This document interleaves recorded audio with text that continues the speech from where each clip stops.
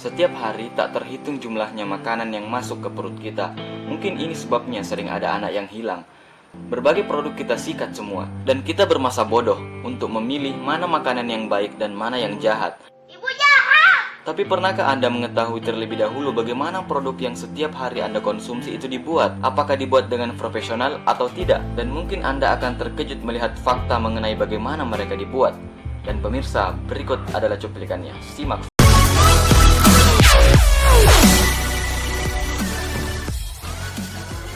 Gummy Bear. Kami yakin pasti para penonton pernah mencoba Gummy Bear atau semacam permen beruang yang terbuat dari bahan yang kenyal. Tapi, dia kan tidak jahat.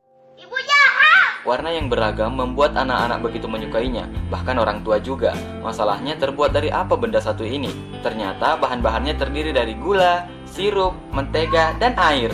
Tapi ternyata dia juga mengandung gelatin selama 9 bulan. Dia melahirkan nggak?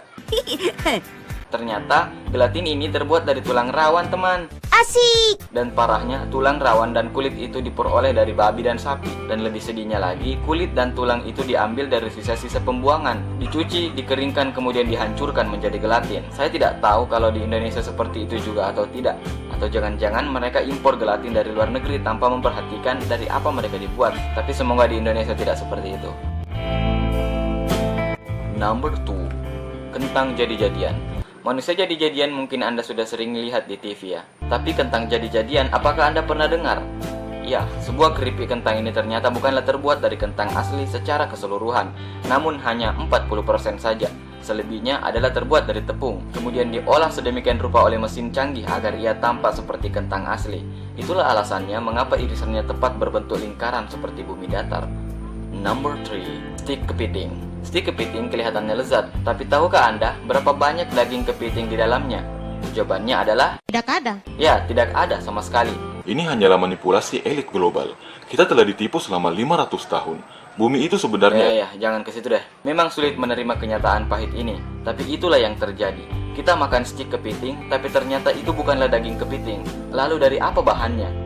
Mungkin di Jayelo belum tahu fakta ini, bahwa stik kepiting dibuat menggunakan daging ikan. Hal ini terjadi di Jepang. Lu masih syukur daging kepiting diganti daging ikan. Di Indonesia, beras asli diganti jadi beras plastik. Bogeng, lu syukur-syukur ya, beras plastik. Tadi gua ke pasar, terang-terangan orang menjual ayam. Ayam plastik. Ayam plastik. Sumpah gua nggak bohong, dia benar-benar menjual ayam plastik. Tapi gua heran kenapa dia jualan di toko mainan ya. Kembali ke Jepang, agar stik kepiting ini bisa berasa kepiting, daging ikan ini dicampur dengan beberapa zat, tapi entah zat apa itu. Dan hebatnya lagi, daging ini dicat merah. Zaman sekarang memang sudah gila ya, makanan dicat.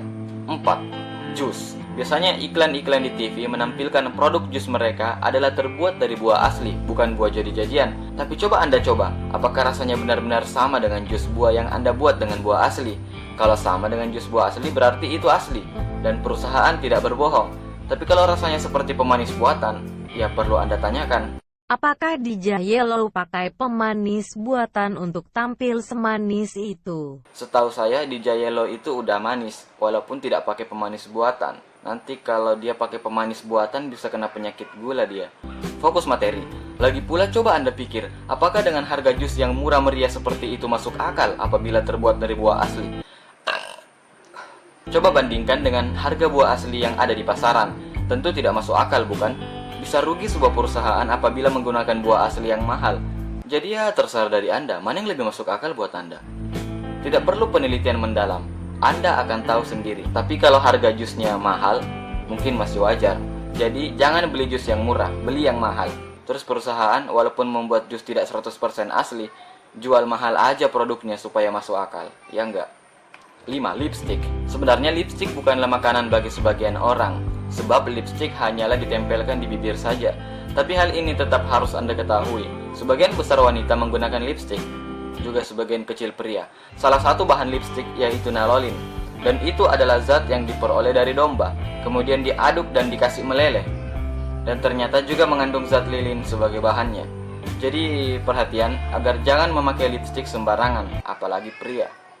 Menurut penelitian, wanita menghabiskan 4 kg lipstick dalam jangka waktu seumur hidup. Wow. Ibu jahat! Ada sebuah pelajaran penting dari video ini yang ingin kami sampaikan ke kalian semua. Di mana manusia zaman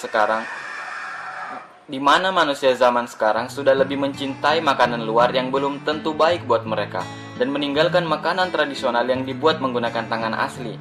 Seolah-olah kita memperkaya orang lain tanpa kita sadar bahwa kita telah mempermiskin diri kita sendiri.